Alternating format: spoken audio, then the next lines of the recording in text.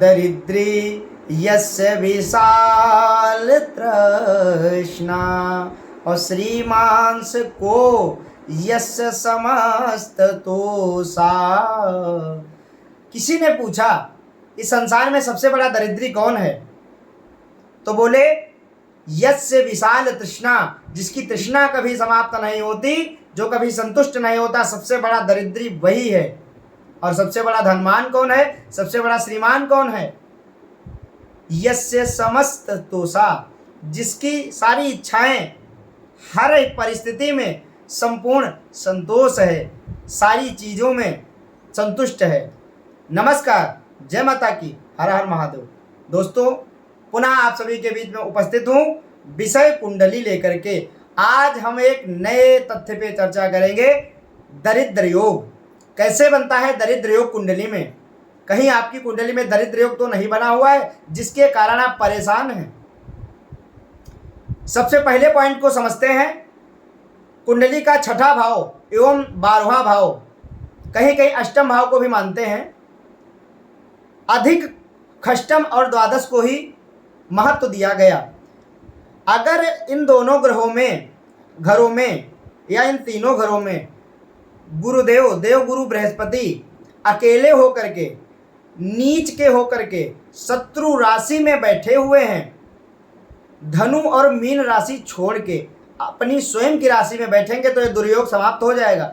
अगर कहीं नीच की राशि या शत्रु राशि में बैठे हैं तो आपकी कुंडली में दरिद्र योग बन रहा है, आप परेशान हो रहे हैं। दूसरा पॉइंट समझते हैं।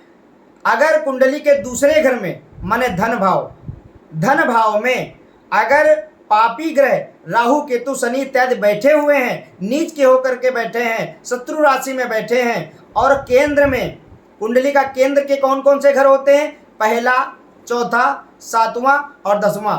इन चारों घरों में केंद्र में शुभ ग्रह बैठे हैं और पापी ग्रह दूसरे घर में बैठे हैं, आपकी कुंडली में दरिद्र योग का निर्माण हो रहा है। तीसरे पॉइंट को समझें। अगर चंद्रमा मन का कारक होता है और मन से सारी चीजें चलती हैं। अगर मन ही संतुष्ट नहीं है तो कुछ भी हो, सब बेकार है।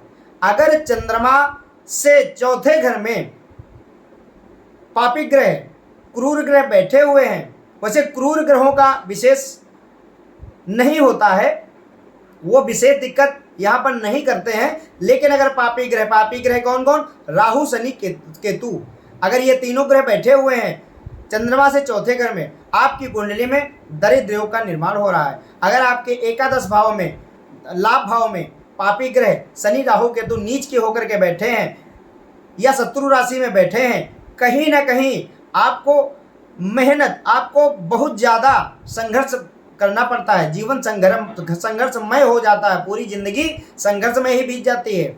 अगर आपके भाग्य भाव में शनि राहु केतु नीच के होकर के बैठे हैं और शत्रु राशि में बैठे हैं, कहीं ना कहीं आपको समस्याएं देखने को मिल रही। ऐसे करके बहुत सारे योग हैं, बहुत सारे चार्ट हैं, बहुत सारे घर हैं जिनको देखा जाता है। आप कहीं दरिद्र योग से परेशान तो नहीं हैं? दरिद्र योग में क्या होता है?